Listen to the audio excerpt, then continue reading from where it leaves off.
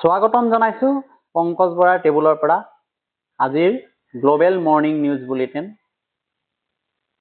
অন্তৰ্ভুক্ত আছে সুৰক্ষা কূটনীতি ৰাজ্যিক বিভিন্ন বাতৰিৰ খা-খবৰ।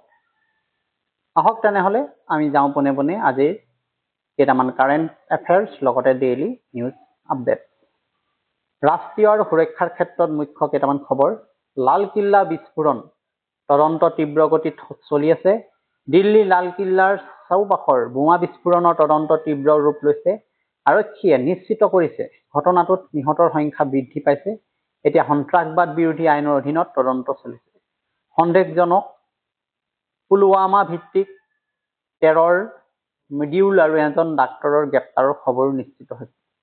দিল্লী বিমানবন্দৰ আৰু এনচিআৰ অঞ্চলত সতৰ্কতা বৃদ্ধি। দ্বিতীয় বাৰ্তাটো আহিছে ভূটানত মোদী। প্ৰধানমন্ত্ৰী নৰেন্দ্ৰ মোদীয়ে আজি ভূটানত এটা বৃহৎ জলবিদ্যুৎ প্ৰকল্প উদ্বোধন কৰাৰ লগতে কালচক্ৰ অনুষ্ঠানত অংশগ্ৰহণ কৰিব। ভাৰত ভূটানৰ শক্তি আৰু সংযোগ সম্পৰ্ক মজবুত হ'ব বুলি আশা কৰা হৈছে। বিহাৰৰ নিৰ্বাচন গণনাৰ এটা অতি ৰিচেণ্ট টপিক আমাৰ হাতত আছে। আহি থকা শুক্ৰবাৰে বিহাৰ বিধানসভা নিৰ্বাচনৰ ভোট গণনা হ'ব। ইতিহাসত সৰ্বাধিক 66.9% ভোটদান হৈছিল। দিল্লীৰ বায়ু গুণমানৰ সংকট কমাই নাই। দিল্লী এনচিআৰৰ AQI গভীৰ অৱস্থাত। চৰকাৰে গ্ৰেপ ষ্টেজ 3 নিয়ন্ত্ৰণ অব্যাহত ৰাখিছে।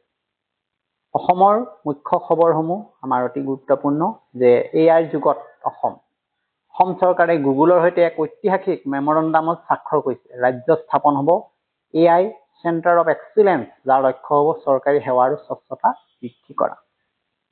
গতিকে ভাল খবৰ এইটো। সাংবিধানিক সিদ্ধান্ত। অসম মন্ত্ৰীসভাই পলিগেমি বিল টেবুল কৰাৰ অনুমোদন প্ৰদান কৰিছে। লগতে NRC চূড়ান্তকৰণ সন্দৰ্ভত সুপ্ৰিম কোৰ্টে ৰাজ্য কেন্দ্ৰক নটিচ জাৰি কৰিছে। এক দুখজনক খবৰ, সকলোৰে মন সেমেকা হৈ গৈছে। NIT শিলচৰৰ 3জন ছাত্ৰ ডিমা হাছাওৰ জলপ্ৰপাতত ডুবি মৃত্যুবৰণ কৰিছে। উদ্ধাৰ অভিযান চলি আছে। আন্তৰ্জাতিক পৰিপ্ৰেক্ষিতত কেইবাটাও গুৰুত্বপূৰ্ণ খবৰ আছে আজিৰ আমাৰ কাৰেণ্ট এফেয়াৰ্ছত। ইছলামাবাদত বিস্ফোৰণ, পাকিস্তানৰ G11 অঞ্চলত শক্তিশালী বিস্ফোৰণ, 2জন নিহত হৈছে। সুৰক্ষা বাহিনীৰ পূৰ্ণ তদন্ত আৰম্ভ। COP30 জলবায়ু আলোচনাত স্বস্তি নিঃসৰণ অৰ্থ সাহায্যৰ বিষয়ে আলোচনাবোৰ পুনৰ আৰম্ভ হৈছে। আনহাতে ডোনাল্ড ট্ৰাম্পে আৰ্থিক বিপৰ্যয়ৰ সতৰ্কবাণী দিছে যদি আমেৰিকাৰ টেৰিফ নীতিৰ বিৰুদ্ধে ৰায় আহে। থাইলেণ্ড কম্বোডিয়া সীমান্তত উত্তেজনা। থাইলেণ্ডে বিৰতি চুক্তি স্থগিত কৰিছে। সীমান্তত উত্তপ্ত পৰিস্থিতি। ব্যৱসায় জগতত খলকনি তোলা সংবাদ। অৰ্থনীতিৰ উত্থান। ভাৰতৰ যিটো নিবনুৱাৰ সমস্যা হাৰ কমি 5.2% নামি আহিছে। এইটো ভাল খবৰ। জুলাই ছেপ্টেম্বৰৰ কথা আছে। আমেৰিকাত চৰকাৰী শ্বাটডাউন নিষ্পত্তি আশা। বিশ্ব বজাৰত ইতিবাচক সঁহাৰি। চিন্তাজনক খবৰ। ভাৰতীয় ক্ৰিকেটাৰ শ্ৰেয়স আয়াৰ দক্ষিণ আফ্ৰিকাৰ বিপক্ষে যি একদিনীয়া শৃংখলাৰ ক্ৰিকেটৰ খেলাৰ কথা আছিলে তাৰ পৰা বাহিৰ হ'ব পাৰে আঘাতজনিত কাৰণত।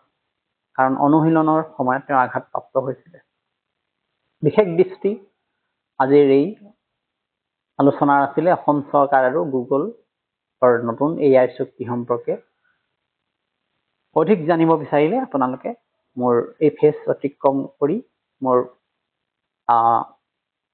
ইউটিউব চেনেল জ্ঞান সাগৰ চলুচন চাব পাৰিব।